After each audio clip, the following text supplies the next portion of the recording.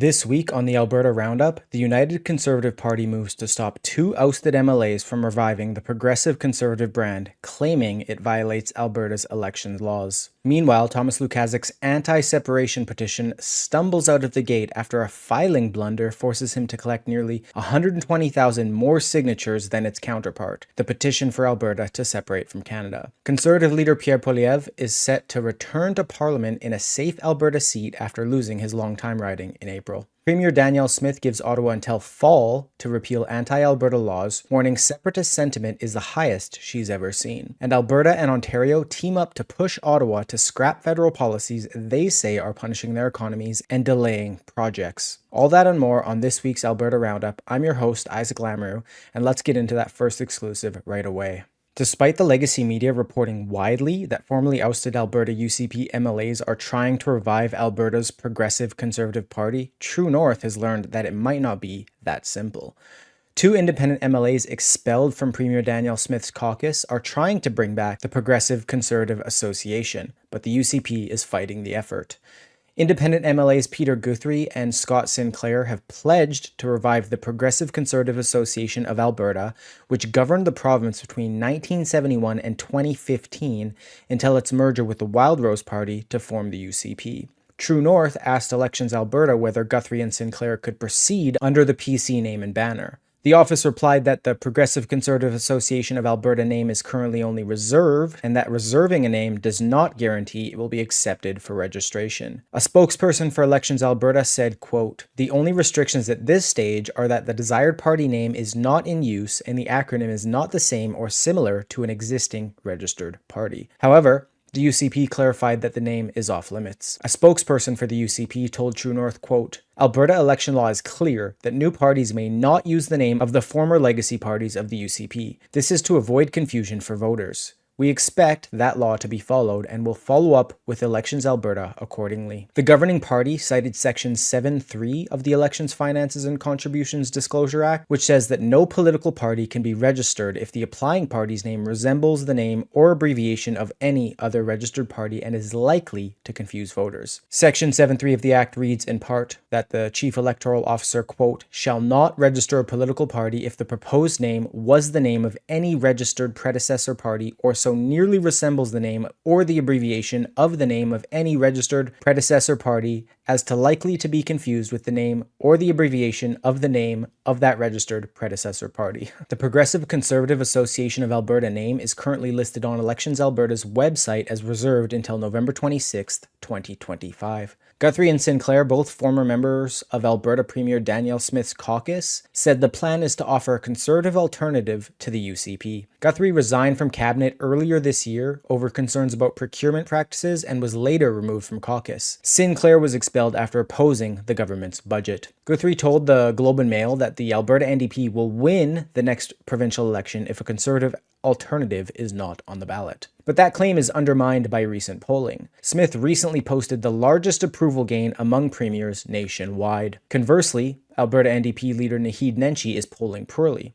In fact, even lower than Rachel Notley in her final few months when it comes to both electoral support and favorability. And despite the party name being reserved, to become a registered political party officially, it must either hold 3 seats in the Legislative Assembly, endorse candidates in at least half of Alberta's electoral districts, or complete a petition containing at least 8,819 names and signatures of eligible electors. But sticking with Alberta politics for our next story, however, moving a bit more into separation, an anti-separatist movement will face additional hurdles due to a filing blunder. Former Progressive Conservative Cabinet Minister Thomas Lukaszuk's petition will face additional regulations because he submitted it too quickly. Lukaszuk recently launched a Citizens' Initiative petition to hold a referendum on whether Alberta should remain in Canada, a move he said was necessary to counter the rising separatist sentiment across the province. But a bureaucratic miscalculation has put the effort at a severe disadvantage compared to its pro-separatist counterpart. According to Elections Alberta, because Lukaszuk's application was formally submitted noted, before Bill 54 was proclaimed into force, it is governed by the older, more onerous requirements for a referendum petition. That means the campaign must collect signatures from 10% of all electors on the post-election day voters list, which is about 293,976 signatures. All of them must be gathered in person within a tight 90-day window. By contrast, the Alberta Prosperity Project, which wants to hold a referendum on whether Alberta should become a sovereign country, filed its application later and specifically requested that Elections Alberta delay formal submission until after Bill 54 took effect. That bill, which a spokesperson for Alberta's Minister of Justice said will come into force this week, significantly lowers the signature threshold to 10% of ballots cast in the previous election, which is about 177,000 signatures. And it also extends the collection period to 120 days. So that difference, which is almost 120,000 signatures and 30 days, could prove fatal to Lukaszuk's effort before it even gains traction. Remember again, the signatures need to be collected in person and will likely be no easy task. In a letter to Elections Alberta, the Alberta Prosperity Project's lawyer, Jeffrey Rath, called Lukaszuk's application a, quote, mischief application, suggesting it was an attempt to confuse voters and derail the sovereignty campaign. Rath argued that a petition to simply reaffirm the status quo does not belong in a citizens' initiative process designed to drive major policy change. Lukaszuk has defended his position, saying that Albertans who want to remain in Canada should have an equal opportunity to voice their opinion. He said that if the separatist side can get organized and collect signatures, pro-Canada residents should be able to do the same, regardless of the procedural hurdles. Although, of course, if Albertans were to vote no on the separation petition, that answers the question of Lukaszuk and renders it moot anyways. Meanwhile, Premier Danielle Smith, who has not endorsed separation but has repeatedly warned Ottawa of growing discontent, said the frustration driving the movement is rooted in real grievances about federal overreach on energy policy and taxation. The Alberta Prosperity Project continues to host town halls across the province as it prepares to launch its official campaign under the lower threshold. The project has also taken aim at Lukaszuk. For example, in one post to X, it said, quote, "This is not our petition. This is a bold attempt by Thomas Lukaszuk to stall our efforts, but we will not be deterred." We're thrilled to host the 16th Annual Canada Strong and Free Regional Conference on September 5th and 6th at the Weston Calgary Airport. Connect with fellow Conservatives to discuss the priorities shaping Western Canada, including resource development, agricultural resilience, trade, and national unity.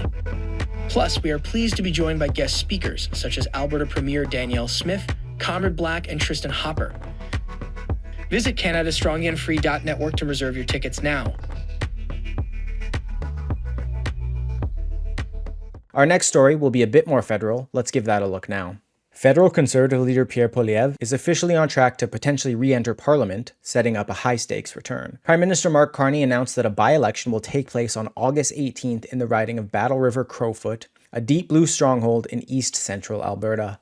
The seat became vacant when longtime Conservative MP Damien Currick stepped down in May, saying he wanted to ensure Poilievre could continue to be the Conservatives' voice in Ottawa after narrowly losing his Carleton seat in April's general election. Currick had been re-elected in the April federal election with over 80% of the vote, and polling by 338 Canada from June 29th showed that Conservative support in the riding remains strong at 81%. Currick called the move necessary to, quote, "make sure Pierre is back in the House, holding the Liberal minority to account." Poilievre's Carleton defeat featured over 90 candidates in an organized stunt to highlight flaws in Canada's first past the post electoral system. The final count saw Liberal Bruce Fanjoy edging Poilievre by just over 5% of the vote share, with Fanjoy receiving 50.9% and Poilievre receiving 45.7%. Nationally, Poilievre's Conservatives still captured their strongest popular vote share in more than 3 decades. Carney previously pledged to move quickly on the by-election. In May, he told reporters, "no games, nothing, straight," and said he would ensure Poilievre had a chance to return to the House without delay. Voters in Battle River Crowfoot will cast ballots on August 18th, with advance voting beginning a few weeks prior. Candidates' nominations will close in early July.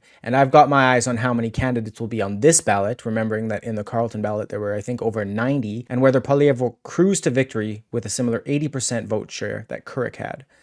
Sticking with the federal-provincial collaborative angle for our next story, we'll cover an exclusive that came out of Alberta Premier Danielle Smith's recent interview with Juno News' Cian Bexte. In an exclusive interview with Juno News' Cian Bexte, Premier Danielle Smith said Ottawa has until the end of the fall to repeal what she calls anti-Alberta laws, warning that separatist sentiment has surged to historic highs. Smith pointed to the recent Olds Didsbury Three Hills by-election as evidence, noting that while the United Conservatives kept the seat with 61% of the vote, the separatist Republican Party of Alberta captured 15.6%, a record showing for a sovereigntist candidate in her time observing Alberta politics. She said, quote, "We have always had independence parties on the ballot. I've seen them get as low as a couple hundred votes, sometimes, 3, 4, or 5%. This, admittedly, is the highest percentage that I've seen of a separatist candidate in my time watching politics. People are unhappy, but they're also willing to give my approach the benefit of the doubt. Let's give this new leader a chance." She added, quote, "This is time limited. I take that sentiment very seriously, and I've told the Prime Minister he should too, because one of the things that they need to understand is that they've created it. The sentiment exists because of how Ottawa has treated our province in particular, and some of our industries in particular." Among her demands are repealing Bill C-48, the Oil Tanker Moratorium Act, and Bill C-69, the No New Pipelines Law. She also criticized the Liberals' net zero car mandate taking effect in January, which will require 20% of all vehicles sold in Canada to be zero emission. She called that policy idiotic, noting Alberta would need to buy about 40,000 electric vehicles annually, cars that are neither produced in Canada nor the United States.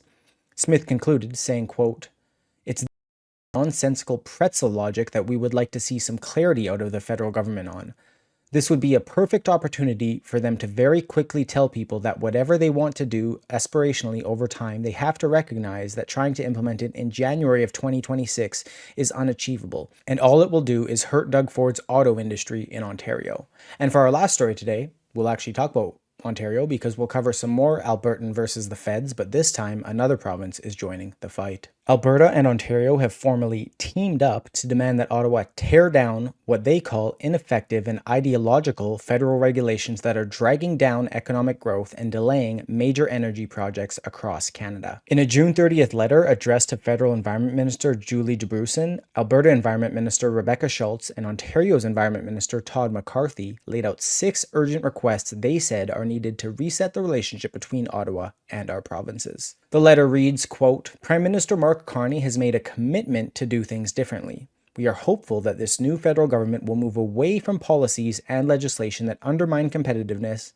delay project development, and disproportionately harm specific provinces and territories without any quantifiable benefits to the natural environment." The ministers argued that Canada could become an economic superpower, but only if the federal government steps back and allows provinces to exercise their constitutional authority over resources and environmental regulation. Specifically, Alberta and Ontario are calling on Ottawa to repeal the Impact Assessment Act and the Physical Activities Regulations, repeal the Clean Electricity Regulations, repeal the Greenhouse Gas Pollution Pricing Act and all related regulations, suspend the proposed oil and gas sector greenhouse gas emissions cap regulation, amend the Species at Risk Act to respect the constitutional jurisdiction of provinces, and undertake to refrain from reintroducing Bill C-61, legislation dealing with water infrastructure on First Nations lands.